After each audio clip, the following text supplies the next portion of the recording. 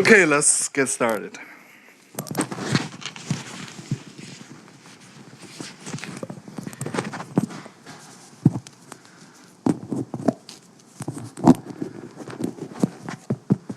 Okay, howdy.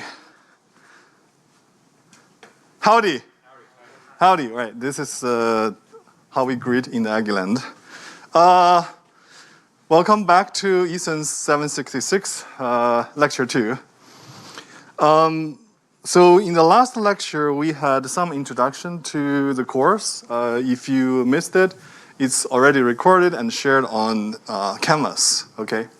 So you have some idea about how we are using some topics in bioinformatics to demonstrate how these healthcare at large converge with AI and data science now and revolutionize the discovery. So this is what we learned last time and some motivation and the course materials. So you have learned that, what's a big picture of bioinformatics, right? And you know that it's about the information carried by molecules, essentially, right? That reside in our systems, biosystems, right? So therefore, we have to understand these molecules, right? So today's lecture is focused on understanding the subject behind your data, okay? So you remember, as I said, that it's kind of hard to learn, domain knowledge in cross-disciplinary areas because you feel like, do I have to take a course in molecular biology or do I have to take a course in cell biology so that I can solve these questions or problems? It's a hard question, actually. Let's put it this way. A lot of the challenges we are solving are actually at the interface across disciplines, okay? So that means the way cell biology or molecular biology are taught in their traditional settings are not geared toward interdisciplinary challenges. You see what I mean? So as an analogy, it's an admirable effort, but it may not be a good idea to recite, the Oxford Dictionary so that you can learn to speak English, okay? So the best way is to, immerse yourself in that environment, and the good thing is that, nowadays you not only have the research activities that help you get on the go, but there are more and more, interdisciplinary curriculum or courses that help you that, okay? So today's lecture is probably the most biology lecture among all.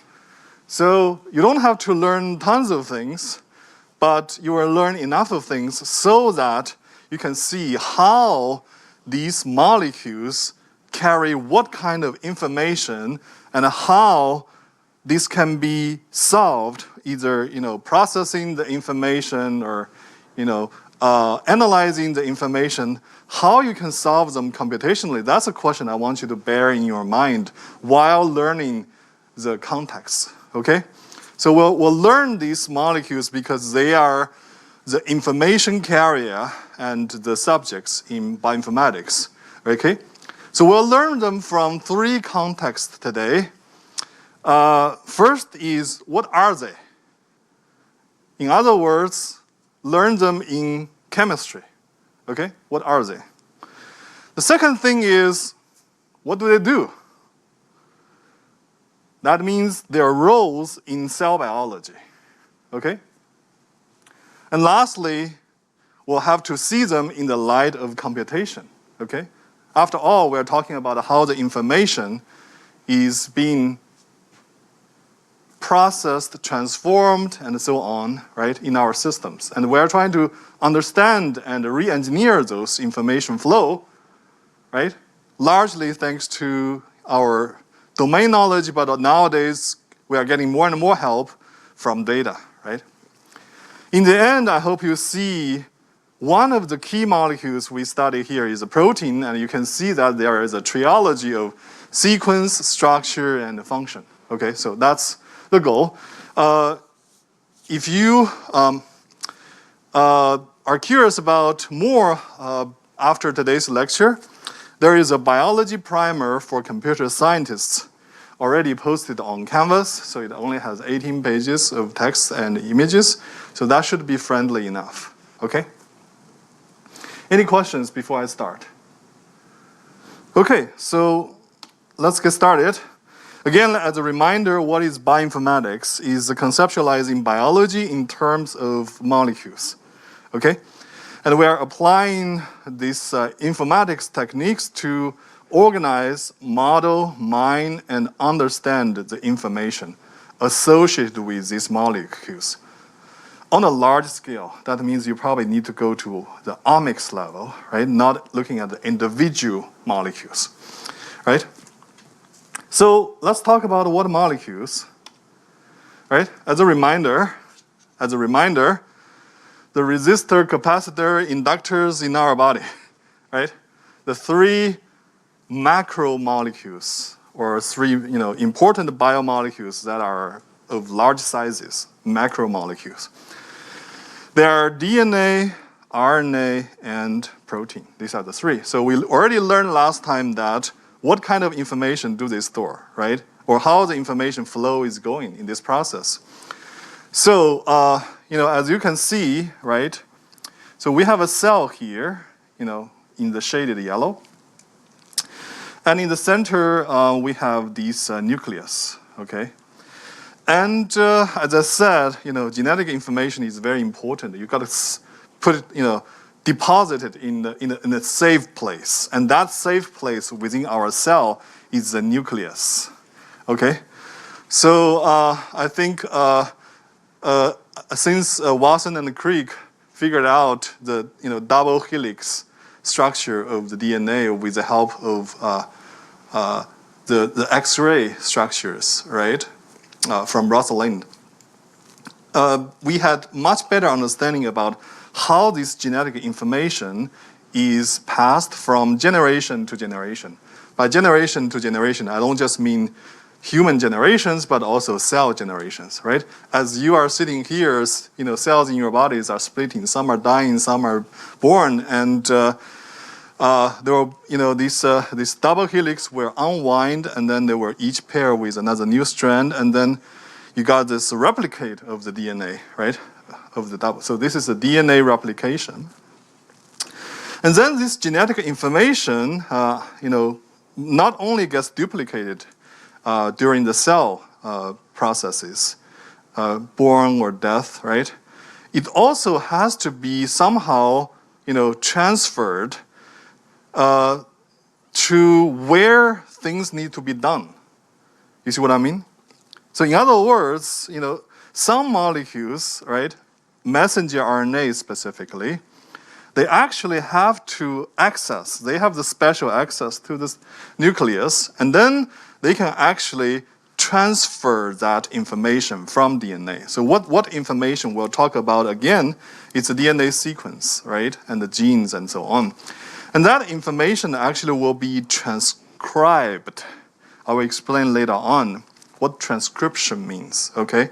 So it will be actually transcribed from DNA to RNA. Actually, there's RNA, right? This single strand will actually,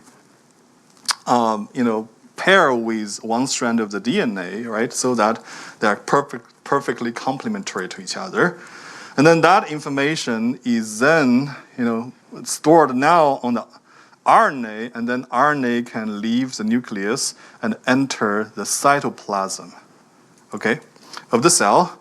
And in the cytoplasm, this machinery or the factory where proteins are made is called a ribosome. It's made of a lot of proteins and RNAs and so on. But at this ribosome, the messenger RNA is actually, already carrying this genetic information now. And then this information is used to assemble proteins from amino acids. It's basically telling the cells what proteins should be made. And then these individual proteins are essentially the workhorse molecules of your body, and it's doing all the things that you have, in your daily life, right? Every process, virtually every process involves proteins.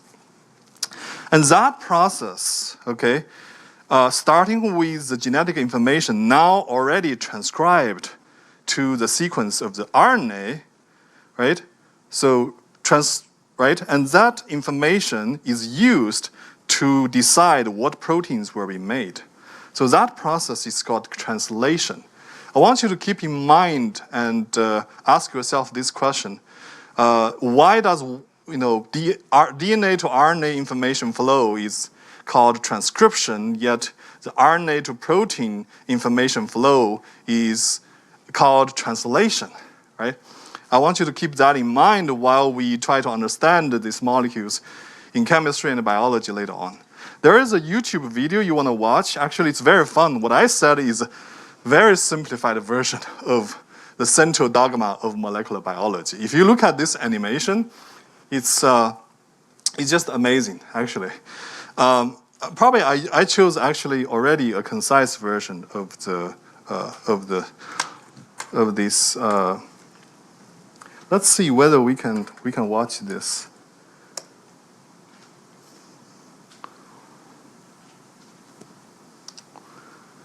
If you search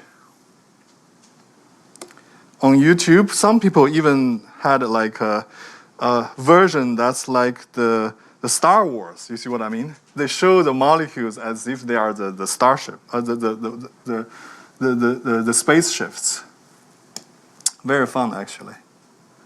Dismiss, and let's get started. It's only shortest version, 3 minutes. The DNA double helix contains two linear sequences of the letters A, C, G, and T, which carry coded instructions. Transcription of DNA begins with a bundle of factors assembling at the start of a gene to read off the information that will be needed to make a protein. The blue molecule is unzipping the double helix and copying one of the two strands. The yellow chain snaking out at the top is a close chemical cousin of DNA called RNA. The building blocks to make the RNA enter through an intake It's amazing. They are matched to the DNA letter by letter to copy the gene. At this point, the RNA needs to be edited before it can be translated into a protein. This editing process is called splicing, which involves removing the green non-coding regions called introns, leaving only the yellow protein-coding exons.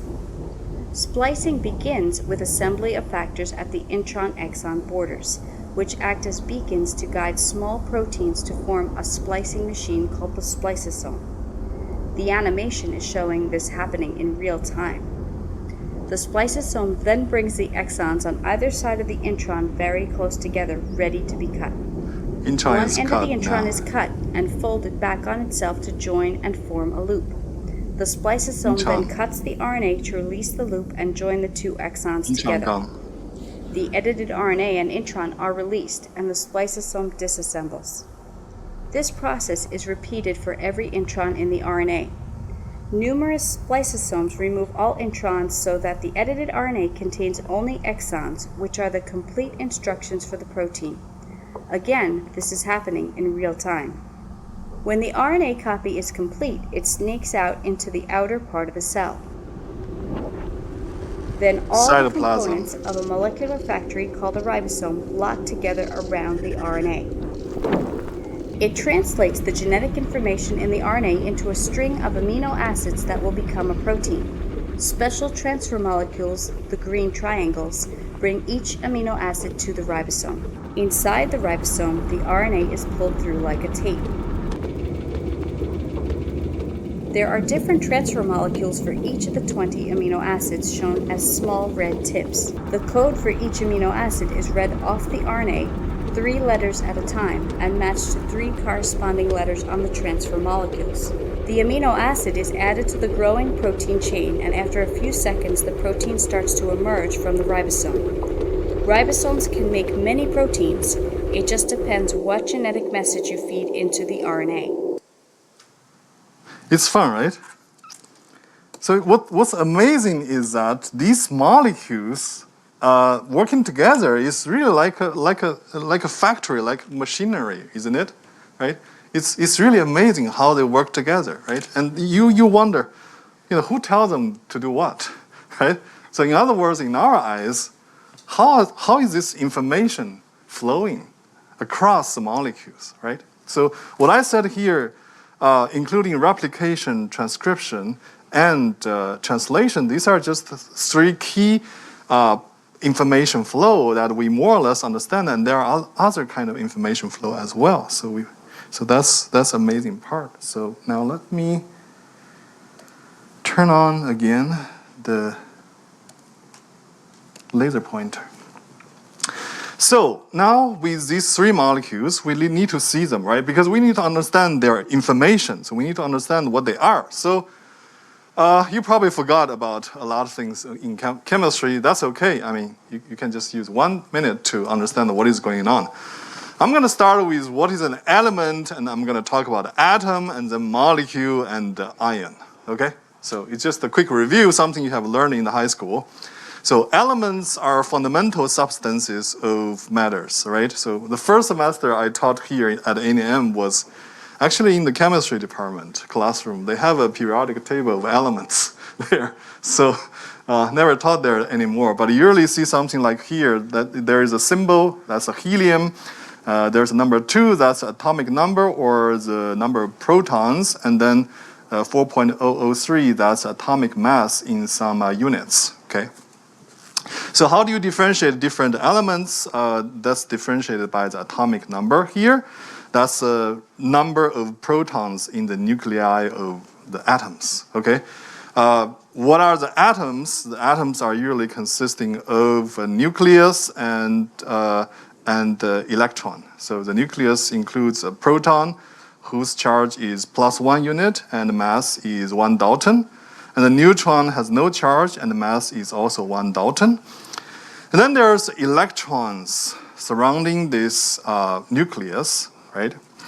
And the charge is -1 unit and the mass is only 1,837th of a Dalton. So that's much, much lighter compared to the protons and the neutrons. So that's what is an atom. So I think there was some earlier models, if you remember, people think that, electrons are just like satellites, and the nucleus are just like the Earth. So these electrons were just, take some orbitals and then, rotate around the nucleus, right? But you know that, well, it was a good understanding back then, but it's not accurate, right? But someone, figured out that, well, eventually these electrons are going to run out of the energy and then just going to collide and, disappear within the nucleus, if that is the orbital model is correct. A better understanding is that there are so-called electron cloud, that is, the electrons exist, their positions are like the probability distribution. So there's a so-called electron cloud. This electron cloud are like probabilistic distribution of the positions of the electrons, and you can sort of decompose them into the eigenvectors of the Schrödinger equation, right? And then those eigenvectors are corresponding to the orbitals, right? So that is an atom, right? What is a molecule? A lot of the atoms bonded together become a molecule. Okay, but what do I mean by bond? That means two atoms might be sharing some electrons, right? That's a covalent bond. And then what is an ion? Ion could be an atom, it could be a molecule who's no longer neutral charge. That means the number of electrons is not equal to the number of protons, giving it a plus or minus charge. So it could be a single atom, right? A chloride ion, right? And it could be a molecule as well, like a protein, which is a molecule of a lot of atoms together, but then it's with some charges, right? So that's what's an element, what's an atom, what's a molecule, and what's an ion. So that's a reminder of chemistry. So now, how do we use this to understand the biomolecules? One thing I said before was, these atoms can bond together to form molecules. That's a key thing, right? Because if you look at these molecules, DNA, RNA, and proteins, they all have atoms bonded together, as you will see later on. So you wonder, what are these bonds? In other words, what's the constraints among these atoms, right? So the atoms are linked by chemical bonds, and if atoms share electrons, then the bond between them is called covalent, right? So we can say that, oh, there's a single bond, like in this case, right? It's a methane. It has like a pyramid shape with the 4 hydrogens at the 4 tips of a pyramid, and the carbon is in the middle, right? That is a single bond with 2 shared electrons, okay? You could also have a double bond or a triple bond, and depending on how many electrons are shared, okay? And the valence of an atom is the maximum number of the univalent atoms that you can bond to, right? For instance, the valence of a carbon is 4, right? So we talked about the covalent bonds, right? That is one of the forces that makes DNAs, RNAs, and proteins adopt their 3-dimensional shape. Because after all, they are not like vapor, where atoms don't interact with each other, right? So that's one of the constraints, that some of them are covalently bonded, okay? You can view them in different ways, right? So this is a methane, again, with the carbon and the hydrogens, okay? And here we have the waters, okay? The oxygen and the hydrogens. But there are more interactions among atoms that make them form a molecule. These are so-called non-covalent interactions. So they don't involve sharing sharing electrons, but there are still interactions between them. For instance, right, we are in electrical engineering, some of you are. So one of the interactions we know is what? Coulombic interactions, the charge-charge interaction. If you have a positive charge, you have a negative charge, that's attraction. If you have, same signed charge, it's that's repulsion. So in other words, we regard this as interactions between ions of full charges. So that's called ionic interactions. But there are something more than that, something very interesting, okay? So have you ever wondered, and I don't know whether you lived in the north and see the ponds are, or the lakes got frozen. Did you ever worried about the fish under the bottom of the lake? Why were they never frozen to death in the winter? Pardon me? Yes, only the surface frozen. Why only the surface frozen?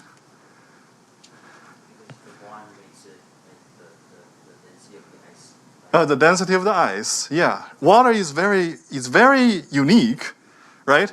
We know, so we know that, below freezing point, it's ice, and the density of ice is actually smaller than the density of the water, right? And then if you boil it, and then it evaporates, right? So what gives the special property to water? If you actually, why do we care about water so much? There's another reason. Water is the most abundant molecule in our body. 60%-ish, right? Okay, do you want to guess what's the second most abundant molecule or type of molecule in your body? Besides water, what type of molecule is the most abundant in your body? Want to guess? Protein, yeah, thank you. So why do I want to talk about water? That's because of a second kind of non-covalent interaction called hydrogen bonds. Because you know that, this oxygen is negatively charged, and then, the electron cloud of the hydrogens are sort of shifted so that the overall molecule is neutral charge, but the oxygen part is more negative, has more electrons, and the hydrogen part has less electron densities, so it's positively charged. So in that sense, if you look at a bunch of water molecules together, you find out that, oh, this oxygen and hydrogens, they are not ions. They are not ions of full charge, but you have positive and negative. So if you have neighboring water molecules, right, with the opposite signs, right, charge signs, for instance, oxygen here negatively charged, and the hydrogen here positively charged, then there are some attractions between them, isn't it? Right? It's a partial positive hydrogen and a partial negative oxygen, for instance. Okay? And that kind of interaction is not that strong, but there are so many of them. If you look at a single water molecule, right, it can simultaneously form multiple hydrogen bonds with waters. So those hydrogen bonds are actually keeping waters together in the room temperature as liquid. That's why you have to, when you boil water, that means that you have to put a lot of energy into the system to break those hydrogen bonds so that it can evaporate, isn't it? So that's a hydrogen bond, okay? Another kind of interaction is van der Waals interaction. So if ionic interactions and hydrogen bonds are more or less about charges, full charge or partial charge, van der Waals interactions is, it's actually about dipole-dipole interactions. I don't want to talk about it too much, but it's basically talking about the proximity, things getting close to each other, okay? Have you ever wondered why, geckos can climb the glass walls so easily?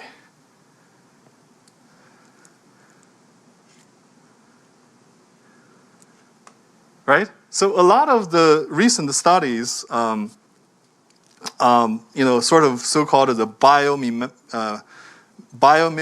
or biomechanics in this case, to mimic biology.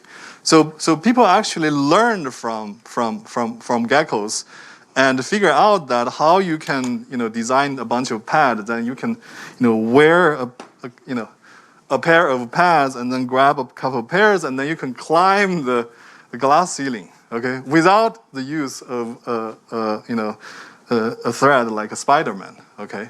You can just climb it.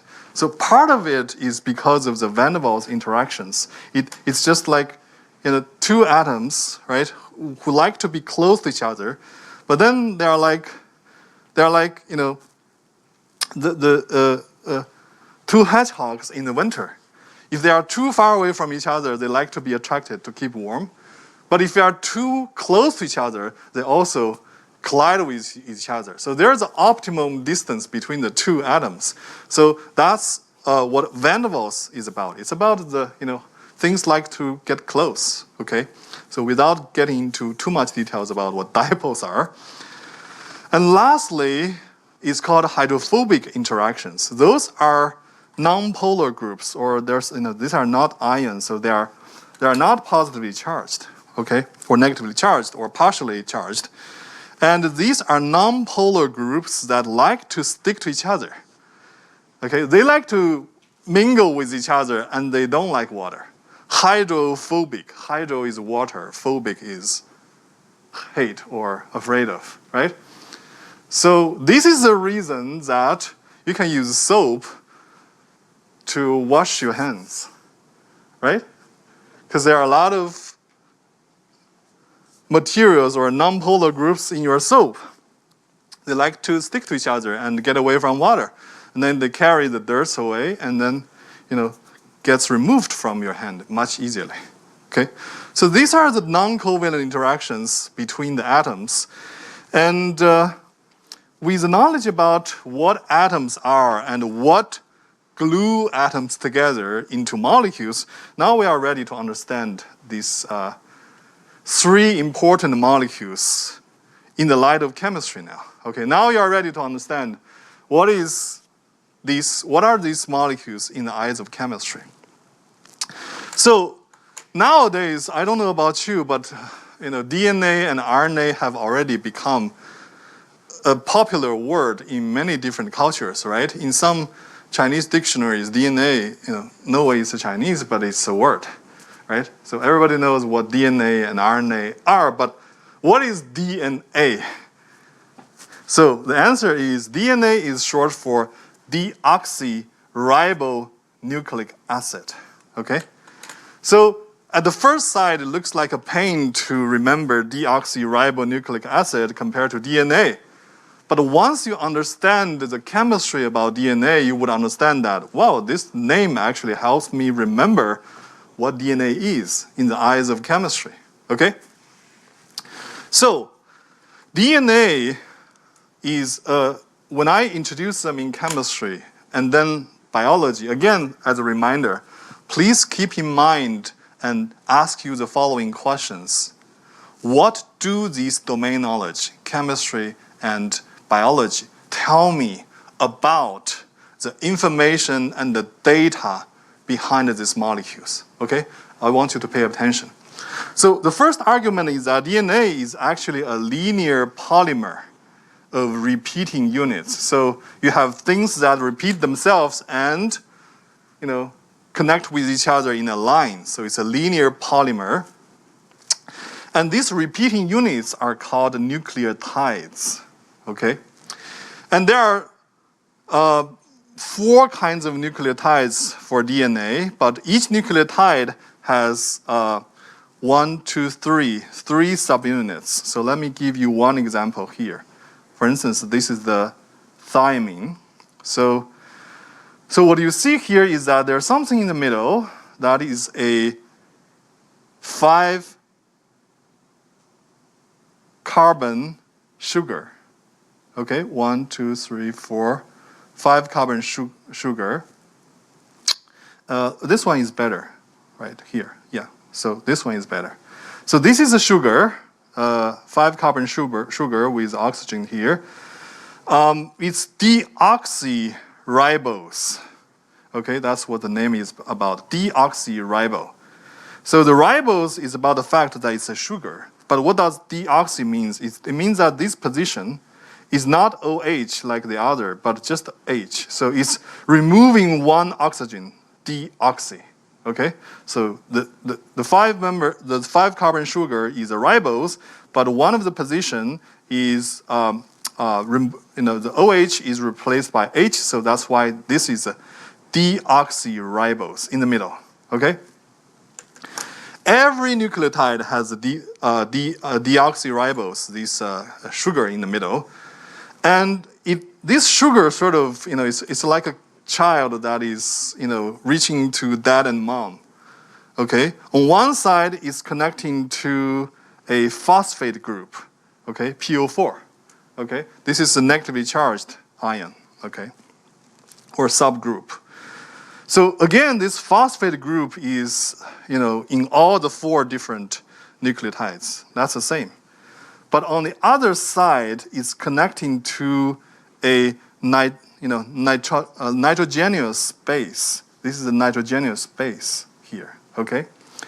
So the 4 types of nucleotides are the same in the sugar part, the deoxyribose, the same in the phosphate group part, but they are different in the nitrogenous base. So this is nitrogenous base for adenine, okay? Notice that it has 2 rings neighboring each other. And then we have thymine, which is a single ring. And then guanine, it's a double ring. And then this cytosine, this is a single ring again, okay? So depending on the nitrogenous bases, we have adenine, guanine, cytosine, and thymine. So if you see these double rings, they are also called, for instance, adenine. So these double rings are called purines, and the single rings are called pyridamines, okay?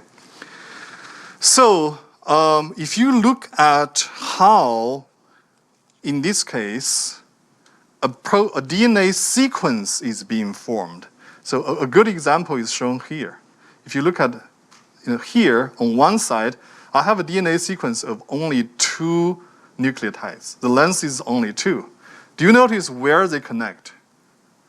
Where are the 2 repeating units called nucleotides connect with each other into a sequence?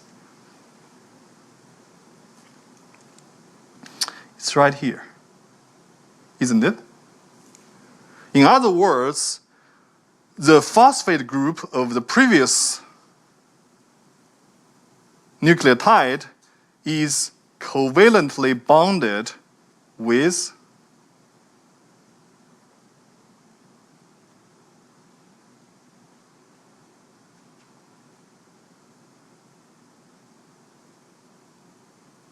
this OH group of the sugar, right?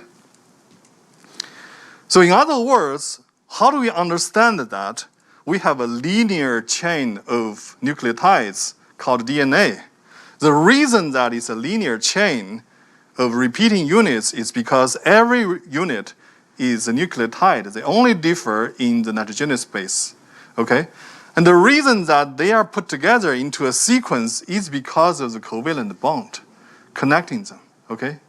That's the reason that it's a sequence. Now, if you remember, DNA is actually a double helix. That's one of the biggest discovery, one of the shortest Nature paper, Watson and Crick double helix paper, right? So why is there a double helix, right? So it actually means that there are 2 sequences that are complementary to each other. I will explain. 2 DNA sequences that are complementary to each other. Then it's like a ladder that's get twisted, okay? That becomes a double helix, okay? So on the outside, you have these, helices, right? It's like the 2 sides of the rudder. Those are actually formed by what? By these sugars, basically, the sugars here, okay? The 5-membered, 5-carbon sugar, okay? So these are the sides of the ladder, twisted ladder or double helix. Okay, so as illustrated here, this is sequence 1, this is the sequence 2. Okay, so either sequence is formed due to the covalent bond between the neighboring nucleotides, but what keeps these 2 strands or 2 sequences sticking to each other and even forming a twisted, double helix? That is because of the hydrogen bonds here. If you pay attention right here, there is a partially negatively charged O and the partially positively charged H, and there is a hydrogen bond between them. And then here is a hydrogen bond between H and N. N is also partially negatively charged. So in this case, you see that there are actually 2 hydrogen bonds being formed between thymine and adenine. So that's why we call that, there's a pairing between T and A, right? So our rule is saying that if you look at the 2 sequences, right? One pairing is A to T, one pairing is to C to G. That's actually exactly what happens here is because of the pairing is because of the hydrogen bonds formed between the A and T and C and G. Okay, so those hydrogen bonds are what we see are on these rungs, these parallel, horizontal rungs of your rudder. Okay, and then these 2 sequences are actually going opposite directions. One is going from 5' to 3'. So if you follow this, it's 5 to 3'. The other one is 3' to 5'. What do I mean? So what usually happens is that if you look at the sugar, that's the central subunit, right? You can say that, this is, 1, 2, 3, 4, 5. So 3' and 5' positions, right? So the 5' is connected with the phosphate, and the 3' is going to connected with the next phosphate, right? So going that direction, so from 5' to the 3', it's one direction, but for the base pairing, the other strand is going from the 3' to 5'. So the order is opposite. So for DNA, double helix, you have two strands that are complementary to each other, and the direction they run is opposite to each other. Okay? So, in other words, let me repeat, DNA is a linear polymer of repeating units called nucleotides, right? And then we know that these nucleotides are connected with each other because of this position, right? This position, right here, right? Is going to be bonded with the phosphate group of the next nucleotide, right? So it's a covalent bond that gets you the sequence, right?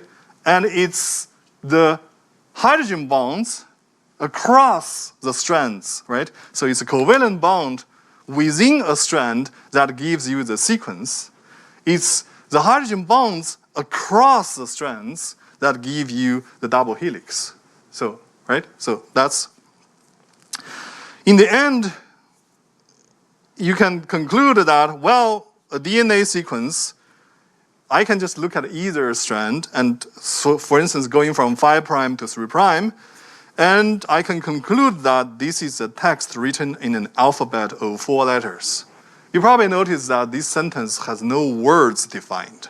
It's just all characters. So that's why at the beginning of using the language models to analyze the DNAs and proteins, people are using character-level language models because there's no apparent definition of words, okay? So that's just the DNA. So once you understand, we spend a lot of time understanding the covalent bond and the non-covalent interactions, and we see how they contributed to the sequence and the double helix in the case of DNA. So once we understood this one, it's much easier to understand the next one, that is RNA. RNA is just ribonucleic acid without deoxy. What does it mean? Remember, the deoxy part is on the sugar. It's on the sugar. That's called, deoxyribose, right? At the position 1', 2', 3', 4', and 5'. So 5' is connected to the phosphate group, and this 3' is connected to the phosphate of the next nucleotide, right? So the direction is 5' to 3'. But RNA has a fundamental difference. It's still a linear chain of repeating units called nucleotides. That's the same as the DNA, but the biggest difference is this sugar is no longer deoxyribose, but ribose. In other words, this 2' position is an OH. It's not H anymore. So it's not deoxy. That R is still there. So it's a ribose. But that's not the only difference. The other difference between the RNA and DNA is in the nitrogenous base, okay? So it does have adenine, guanine, and cytosine just like the DNA, but it has a different, the 5th nucleotide, right? It's called a uracil. It's replacing the thymine in DNA. And what is the difference between uracil and thymine? It only differs in this methyl group. That's the only difference, okay? So the base pairing is the same. It's not A and T, it's A and U now, right? Because T is replaced by U. And there is a base pairing between C and G, okay? Again, let me remind you that between A and U, there are 2 hydrogen bonds, and between C and G, there are 3 hydrogen bonds, right? Right? There are 3 hydrogen bonds. Without delving into too much about which kind of hydrogen bond is stronger, you could approximately argue that, oh, the hydrogen bond between C and G is stronger because there are 3 of them, okay? So in other words, RNA, now if we understand it, is a text written in an alphabet of 4 letters. By the way, RNA is not formed usually in double helix, okay? It's usually just a single strand. It has a lot of unique challenges, okay? So we'll talk about it at the end a little bit. So with understanding of DNA and RNA and what makes a sequence of repeating units and what makes the double helix in the case of the DNA, right? We understand that they are attributed to the covalent bonds and hydrogen bond, respectively, right? And the hydrogen bond is one kind of non-covalent interactions. So now you're asking, well, I understand what is DNA and what is an RNA, but I still don't understand why do they carry any information, right? You told me that, well, a single strand is a text written in an alphabet of 4 letters, right? I understand there are, But what do you mean a genetic information, right? So there's a concept called codon. So the codon is saying that let's look at a sequence of the triplets, okay? Because I'm looking at for instance, this is 5' to 3'. This is the RNA now, right? And if you look at every 3 of them, consecutive ones, you have AUG, ACG, GAG, and so on. So each of them is called a codon. This codon is determining what protein will be made. In other words, each codon corresponds to, one repeating unit in the protein called amino acid, okay? 3 repeating units in DNA or RNA, in other words, nucleotides, map to a single repeating unit in protein called amino acid, okay? So this is an example. So if you start with the most inner circle and go outside, you will find that UCU or UCC and UCA or UCG all corresponds to a serine, one of the amino acids, okay? And without getting into too many details, there are 20 standard or natural amino acids. So one question for you. Why does nature use a codon of size 3? Why don't we use 2?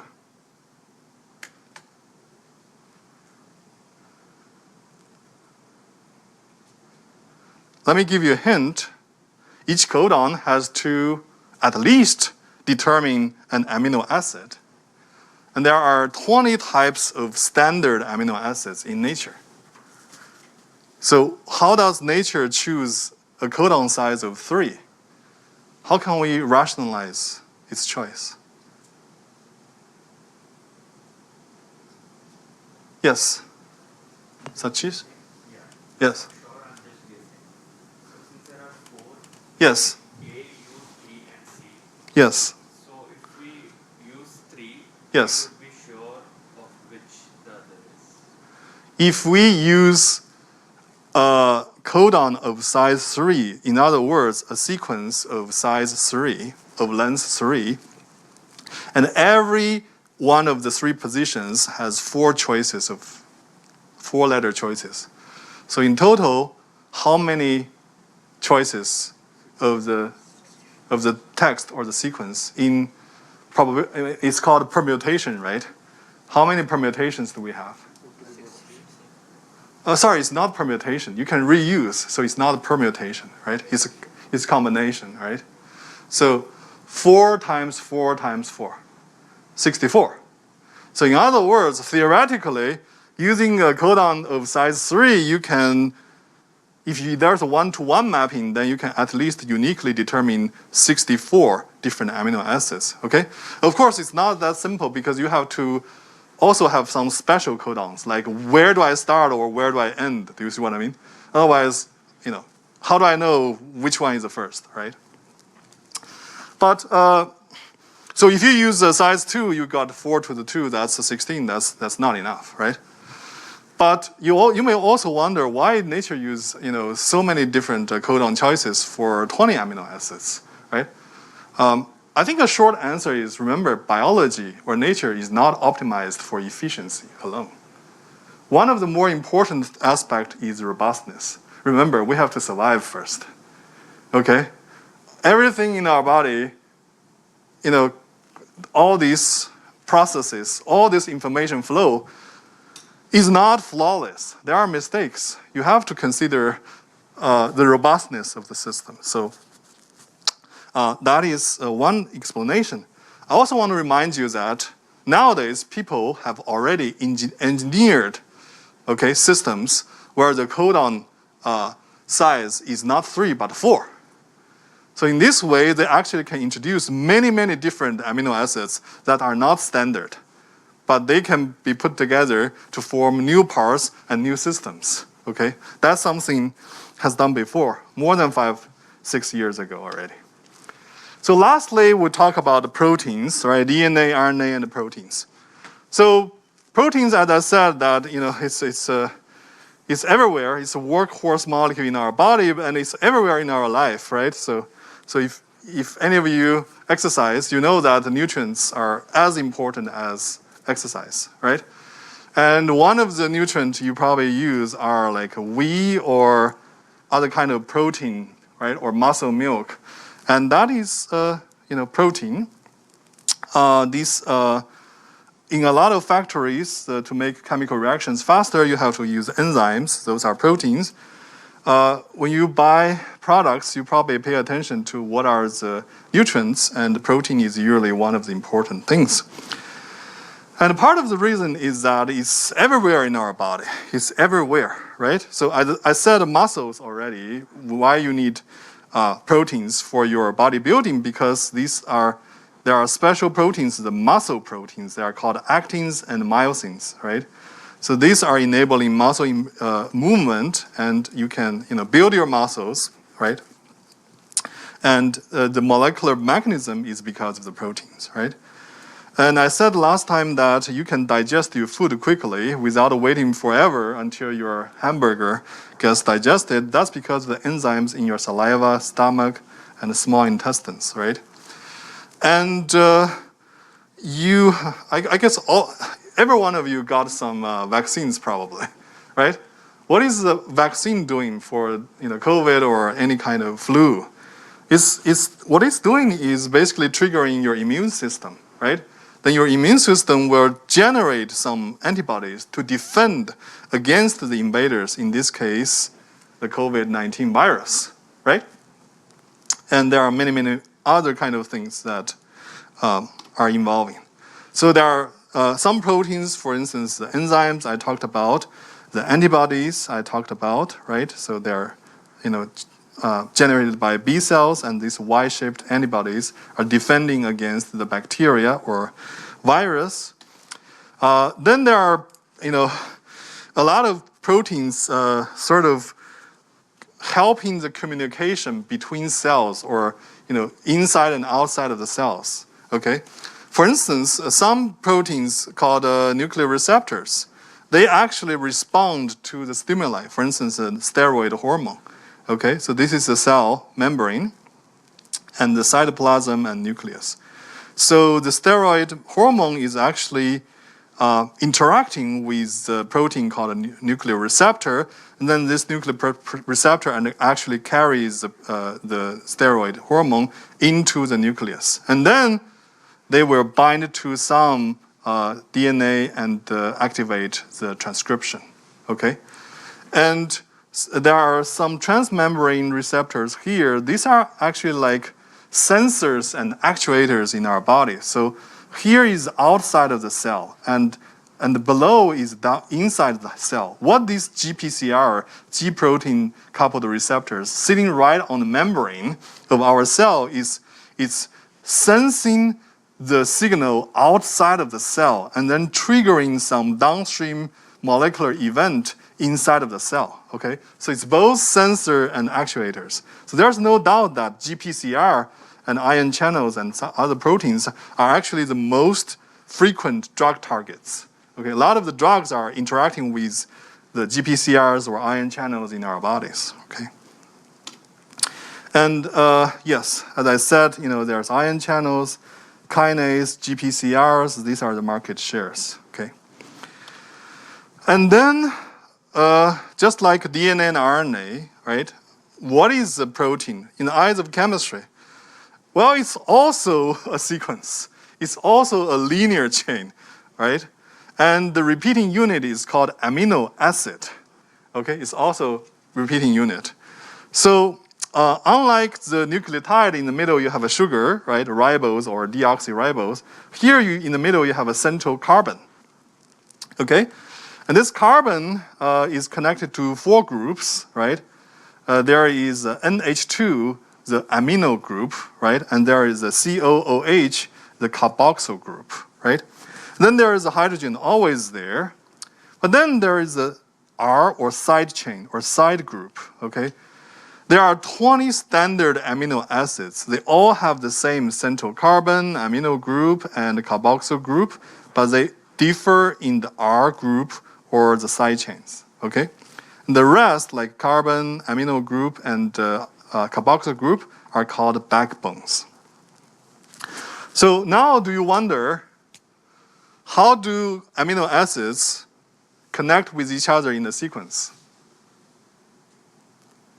In the case of RNA or DNA, that's because of the covalent bonds, right?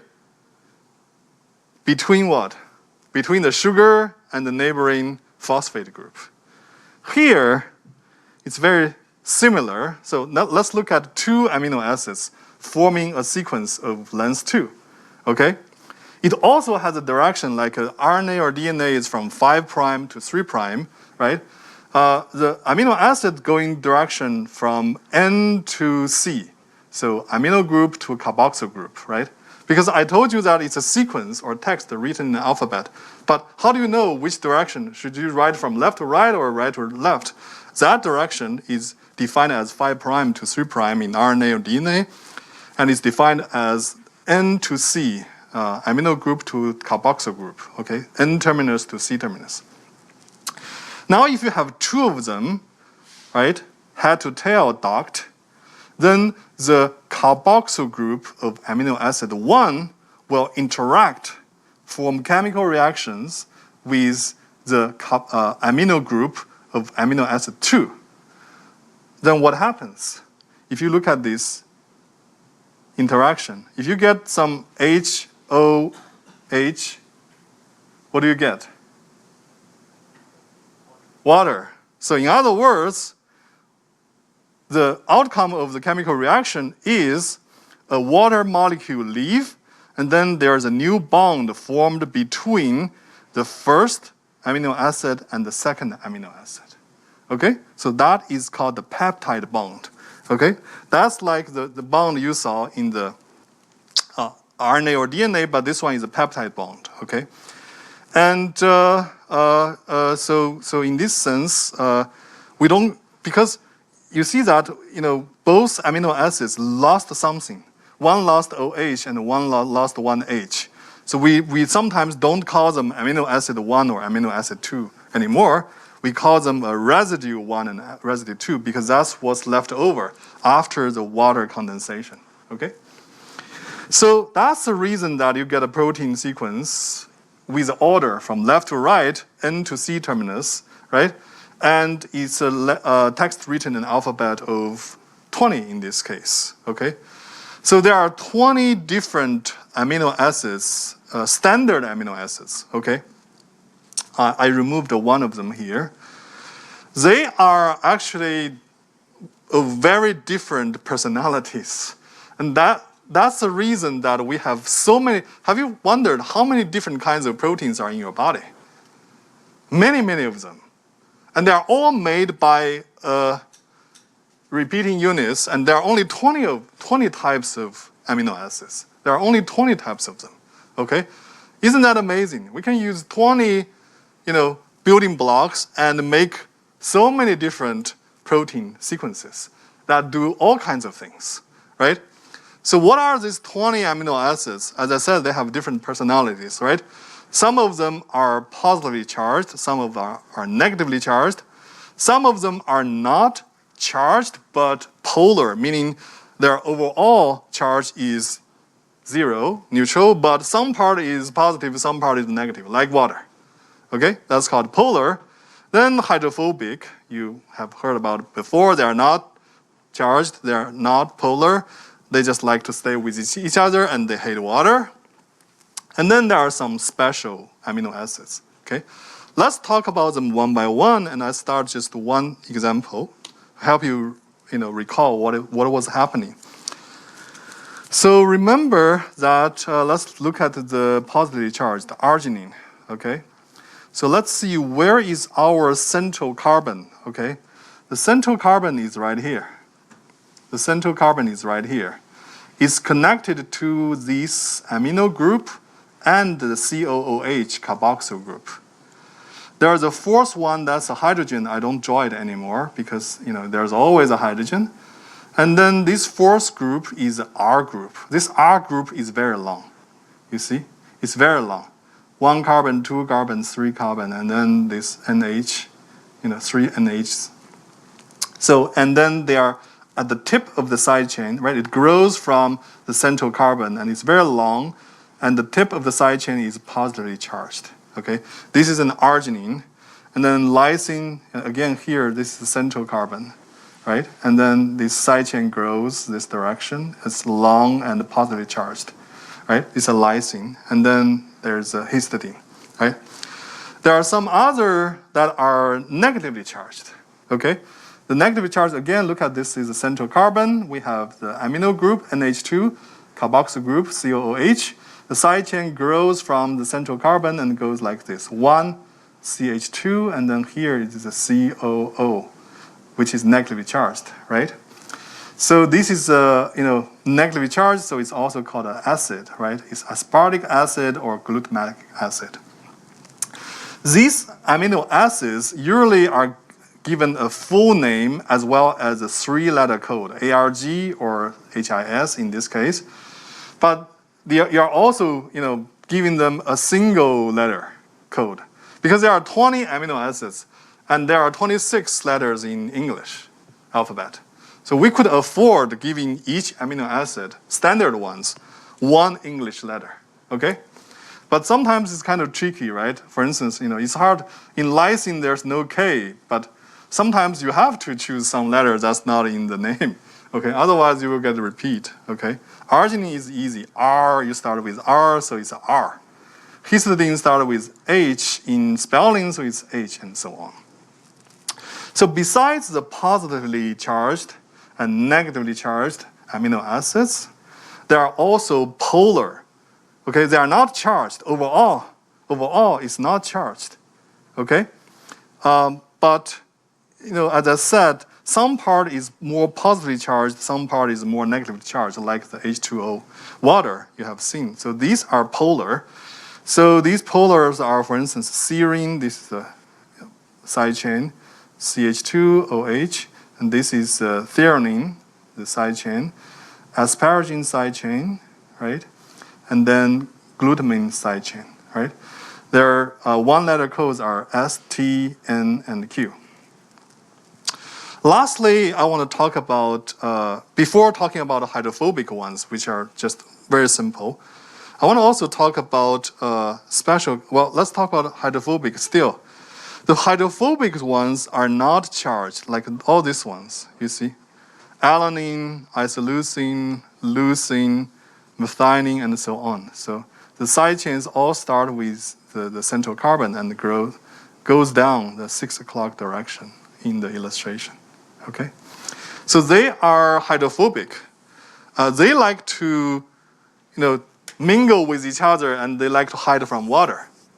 So that's actually, they are the reason that proteins, it's a 1-dimensional sequence, but actually it forms a 3-dimensional shape. You wonder, where is the first bang? First big bang. What's the first force that made a single thread form into a 3-dimensional shape? The first driven force is because these hydrophobic residues, amino acids, like to mingle with each other and hide from water. Okay? That's why they usually hide in the core of a protein. Okay? There's no better place than there, right? If you want to hide from water, right? And lastly, so the polar and the charged residues are much more enriched at the surface of a protein shape because they are more in charge of recognizing the partners and talk with each other, right? And then there are 3 very interesting special ones. Glycine actually, you see the central carbon is here, then there's nothing drawn because the side chain of the glycine is just one single hydrogen. That's the smallest side chain or amino acid. Okay, I don't draw anything here because it's just a hydrogen. Okay, that's the smallest. And the proline is also interesting. You see, starting from the C alpha, I have carbon, carbon, carbon, and then it sort of, folds back and bond with the NH, this amino group. So this is the only amino acid whose side chain wraps on the backbone, because it grows from C alpha and then it wraps back. This is only such ones. Okay, these are quite unique because this wrap, you will see later on, usually creates the bend. You cannot get better sharp bends than proline. Okay, proline gives you such bends. And lastly, cysteine. Cysteine is the only one that has sulfur, I think. Yeah. And then why I think sulfur is interesting is because when you have two cysteines next to each other, the two sulfurs could form a special interaction called disulfide bond. Two sulfur like to interact with each other. So that's another special ones, okay? There are some interactive tutorial that, that gives you some better familiarity with these amino acids. I actually remember I learned about, yes, questions? Can you tell me like what the PKA? Oh, pKa, yeah. So pKa, I didn't try to say too much about it. Basically, you know that there is a pH, the concept of pH, right? Some are, pH, the water pH is around 7-ish, right? Then if it's below 7, it's more acidic. If it's above 7, it's more basic, right? So the pKa here is saying that what's the pH of the environment that will change the ionization state of the amino acid. For instance, in this case, right, when will we lose this H? Okay, that's when the environmental pH is, I think in this case, below the threshold of 10.10. Okay, so that's the pKa. Okay, so in other words, that's a good question. That's basically saying that, what's the pH value of the environment that will change the ionization state of the side chain. Okay. Actually, the backbone also have pKa's if you pay attention. Okay. Okay. Good question. Any other questions? Next. So now you probably understand better. Let me ask you. I asked this at the very, very beginning. I understand why DNA to DNA is called replication, right? It's the sequence of the 4 different nucleotides and then copy it again to a sequence of 4 nucleotides. Why DNA to RNA is called transcription? Huh? Pardon me? It's coded, not translated at that time. How do you differentiate? Let me ask these 2 questions together. Why RNA to protein is called a translation, but DNA to RNA is called transcription? Why do I need to use 2 different terms to tell the 2 different information flow processes? Based on what you have learned so far.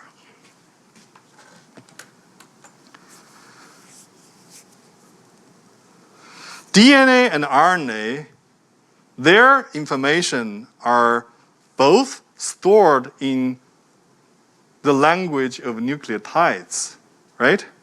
Slightly different alphabet, just by 1. So it's the same information that's basically transcribed from cassette to CD, hard disk to, jump drive. So let's say, so that's why we say it's a transcribe process or transcription, okay? But RNA to protein is different. Look, what's in the RNA is the genetic information. What's in the protein is about what that protein does, right? So, and they are in 2 different languages. One is in the language of the nucleotides and one is in the language of the amino acids. So 2 languages translation, okay?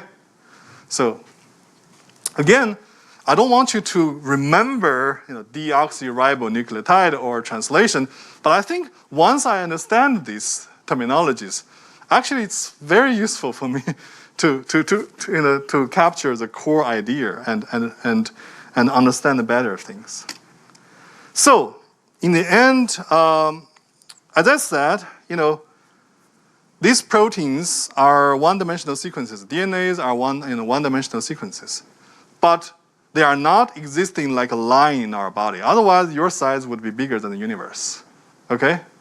So the DNAs and the proteins, they actually, these one-dimensional sequences, right? Well, actually, so it's like like you have 20 different colored pearls threaded together. Okay? So now don't think about text, but think about the object. Okay? So because some pearls like to keep to themselves and hide from water, hydrophobic ones, right? So they were like to try to stay in the core. And some other cases you have positive charge, negative charge attraction. Sometimes you have positive charge repulsion. So in the end, right, it's like a thread of beads, right? There are some toys as well, right? Right? So it's like elastic band or a lot of beads on threaded together. You don't need to do anything. Simply due to the way the attraction patterns are arranged, it will automatically form into a three-dimensional shape. It's the same thing here.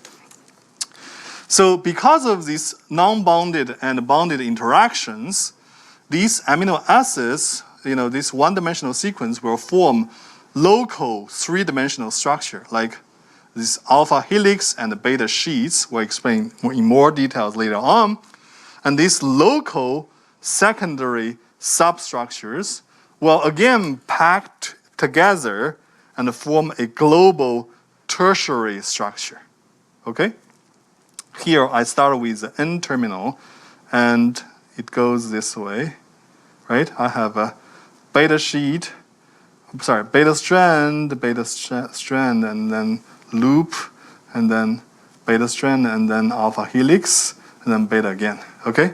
So in three-dimensional space, it actually adopts a tertiary structure. And then you have multiple proteins. Each one has a tertiary structure. Then actually they form a quaternary structure. For instance, hemoglobin, you actually have 2 copies of A and 2 copies of B interacting with each other. And what they do, they carry oxygens in our body, okay?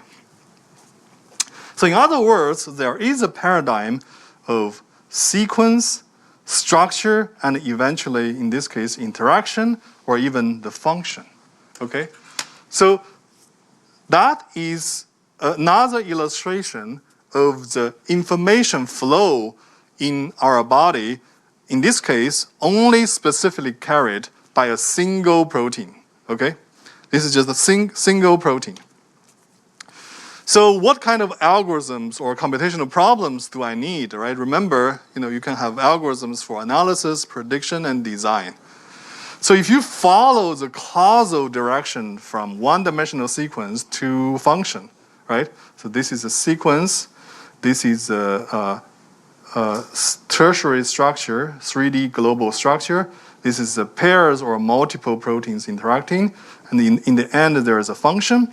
If you follow the 4 levels, then you can make a lot of predictions. For instance, starting from the protein sequence, 1D sequence, you can predict the 3D structure.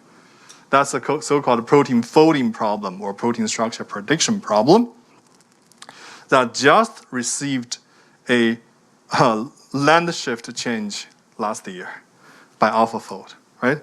You can start with individual one-dimensional sequence and try to directly predict how the pairs interact, right? That's what AlphaFold is trying to solve now. You can start with 2 individual structures and predict how they interact, or you can start with big data and predict what's the protein function. So in other words, you can design a lot of things to do forward prediction. You may ask, why do I bother to do that? The reason is that the closer to the sequence, the more data you have, okay? You have a lot of proteins. Some of them are sequenced, and a smaller subset of them have structures or function figured out. Okay, so that's why computational